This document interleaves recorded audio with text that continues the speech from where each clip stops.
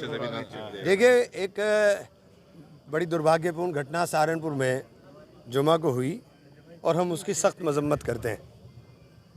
और हमने कप्तान साहब से निवेदन किया कि गाजरों को चोर को जूती की सज़ा मिलती है, फांसी की नहीं। तो जितना जिसका जुर्म है उसको उतनी सज़ा मिल जाए। और आपने गिरफ्तारी भी कर ली बहुत सारी, और मुकदमे बहुत संगीन धाराओं के अंदर आपने लिखकर जेल भी भेज दिया। एक जो बार बार आ रहा था कि NSA लगाई जाएगी, तो मैंने निवेदन किया कि ये कृत्य जो इस तरह का जो कार्रवाई है उस कार्रवाई से कम न्याय तो नहीं मिलेगा। क्योंकि मैंने आपको पहले ही कहा कि बहुत सीधी सी मिसाल है कि गाजरों के चोर को जूती की सज़ा, जिसने जितनी खता की है उसको सज़ा मिल जाए। कप्तान साहब ने हमारी बात को सुना और आश्वासन भी दिया है, लेकिन हमारी भी जिम्मेदारी है, कुछ जिम्मेदारियों को हमें भी अपना आप ओढ़ना पड़ेगा। हम चाहे उलेमा हों चाहे पॉलिटिकल लोग हों, हम अपनी जिम्मेदारी से नहीं भाग सकते। हम इस बात का सख्ती के साथ आज हम जा कर के बात भी करेंगे कि जुमा की नमाज के बाद ये प्रदर्शन किसी भी सूरत में जायज़ नहीं है। अगर हमें कोई प्रदर्शन करना है तो उसका डेट रख के, टाइम रख के प्रदर्शन करें, लेकिन मस्जिद से निकल कर के प्रदर्शन होगा ये किसी भी सूरत में जायज़ नहीं है। और लोग जुमा को, अब सोशल मीडिया पे ही आज चल रहा है कि रविवार, सोमवार, मंगलवार, वीरवार और पत्थरवार, ये क्या ड्रामा देश के अंदर शुरू हो गया। अगर कोई दूसरा इस तरह के बात बोल रहा है तो उसको बोलने का मौका कौन लोग दे रहे हैं। हमें इस बात को बहुत सख्ती के साथ रोकना पड़ेगा कि मस्जिद के अंदर नमाज हो रही है तो नमाज का मतलब सिर्फ नमाज है और नमाज के अलावा कुछ भी नहीं है। और अल्लाह से दुआ करें, बाहर निकल करके अपने घर पे जाएं और काम के ऊपर जाएं। हमने इस जिम्मेदारी को ओढ़ने का काम करेंगे और अपने शहर के अमन को बचाने के लिए अगर हमें जान देनी पड़ेगी, अपनी जान भी देंगे।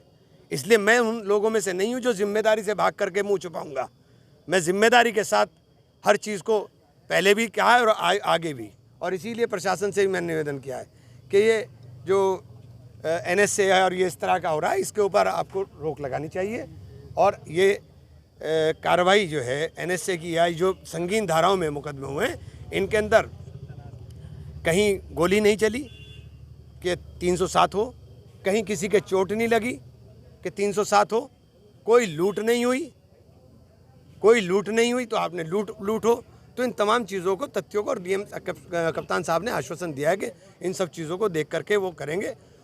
कुछ उम्मीदें उनसे हैं, उनकी उम्मीदों को पर प्रशासन की खरा उतरें तो निश्चित रूप से शहर का अमन बचा रहेगा और सबके लिए ज़रूरी है कि अमन बचे। नेताजी, बुलडोजर की जो कार्रवाई हुई है उसके बारे में आपका क्या कहना है? देखिए, बहुत सारी चीज़ों को बोला नहीं जा सकता, लेकिन मैं इतना ही कह सकता हूँ कि जो बुलडोज़र चल रहा है, ये जो प्रदेश के अंदर बुलडोज़र की कार्रवाई हो रही है, ये पूरे न्याय सिस्टम को दूषित करने का काम कर रही है, ध्वस्त कर रही है। आप पूरे सिस्टम को, एक न्यायिक प्रक्रिया है, उस पूरी प्रक्रिया को ध्वस्त करने का काम कर रहे हो। आपने प्रयागराज में मकान ज़मीन दोस्त कर दिया। चलो यहाँ तो छोटा सा छज्जा ही गिराया आपने, यहाँ तो छज्जा ही गिरा है छोटा सा उसका, लेकिन आपने वहाँ तो पूरा मकान ज़मीन दोस्त कर दिया। जावेद पंप का मतलब बोलने के अधिकार के ऊपर पाबंदी, हमें बोलने की आज़ादी भी नहीं होगी। उनकी कुछ हेट स्पीच देखी गई थी, इसके बाद आप हेट स्पीच देखी गई तो जेल भेजिए। आप हेट स्पीच है तो आप जेल भेजिए, आप जेल भेजो। हेट स्पीच है आपके पास, ये जो पूरा सिस्टम है CRPC IPC किस चीज़ के लिए है? इसी चीज़ के लिए है ना। आप जेल भेजो। कल को मेरे घर पर भी चल सकता है बुलडोज़र, मैं बोल रहा हूँ, मेरे घर पर भी चल सकता है। ये नहीं है और हम लोग डरने वाले नहीं है। कल को चलाना, आज चलाना, कल चला दे। हम डरने वाले नहीं और ना डरूंगा कभी ज़िंदगी के अंदर। इमरान जी, ये बताएं कि आप जब आप मिले हैं तो मतलब कुल मिलाकर आपका ये एजेंडा ये था कि जिन लोगों को उत्तर में वांछित किया गया, इनको मुकदमे दर्ज, उनका NSA ना लगे और उनको रियायत मिले। देखिए मेरा सुनिए बात, हमारा बहुत स्पष्ट कहना है। पहले भी मैंने कहा कि अगर आपने खता की है, छोटी खता है तो सज़ा छोटी हो, बड़ी खता है तो सज़ा बड़ी हो। गाजरों के चोर को जूती की सज़ा ही मिलती है ना, कि गाजर चुरा ली तो बेचारों ने गाजर ही तो चुराई यार, इन्हें फांसी थोड़ी ना चढ़ा दोगे। बच्चे हैं सारे नाबालिग, बस इतनी बात है और क्या है।